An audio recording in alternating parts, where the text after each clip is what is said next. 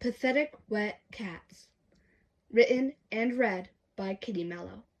Chapter 2. The Square Hole. Jem kept glancing uneasily at the scar on their plank, trying to assess the damage. Her own paw was trapped under Pearl's, and as much as she knew they needed to more thoroughly inspect the damage, she didn't want to move. Pearl? She tried to get the cat in question's attention, and it took only a second for her to look over with sleepy eyes. Does that go all the way through? She seemed not to understand until her gray head turned to where Jem was looking and noticed the deep groove. Pearl leaned closer and sniffed lightly. Sawdust blew up, causing her to sneeze. Her little nose twitched, and she moved her paws to the edge as she said, "I'll check underneath." So much for looking without separating. The black tuft of feathers on her head brushed against Jem as they dug their claws into the wood and peeked under the water. In hindsight, it was more shocking it took so long to break, with everyone's constant clawing in order to not float away. She looked at her red paw with claws extended and digging. Even Grian had his claws poked into the board as he was sleeping. The gray she-cat resurfaced with an intake of air before hissing, "We're done for! This joke of a raft won't last more than a day!"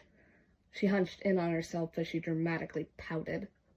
Jem tried to think of the last time she had seen other things they could reasonably stay afloat with. She couldn't. Grian woke as the waves got harsher. They seemed to be pulled in every direction at a far more concerning pace than usual. When the current shifted, he fell off the board and scrambled to grab something before sinking. Pearl managed to pull him up by the scruff as Jem ensured they were all properly clinging to the wood.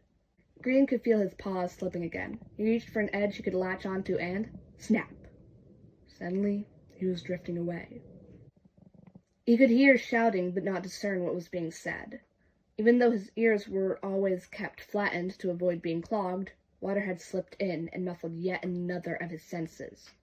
He knew that even if he survived this, there was no way he would ever see Jem and Pearl again. But that didn't matter. After all, he was about to die. Just at that last morbid thought, the ocean seemed to calm. The water cleared as the waves reduced until they were nearly imperceptible. It was as if he had been teleported somewhere completely new. His claws dug into the piece of driftwood that had broken off, leaving him stranded. He felt his eyes water, looking around in a desperate last attempt to find them. To find anything! Directly in front of Grian was a strange spiral in the water. A whirlpool. He recognized it as something to avoid, yet he was drifting closer. In his delirious state, it felt incredibly important. Looking closer, there was actually a set of 4 whirlpools, all forming a rectangular shape together. It felt like a tear in reality itself. A square hole that can and will consume everything it comes across. Something crashed into his back, and he turned around to see his companions.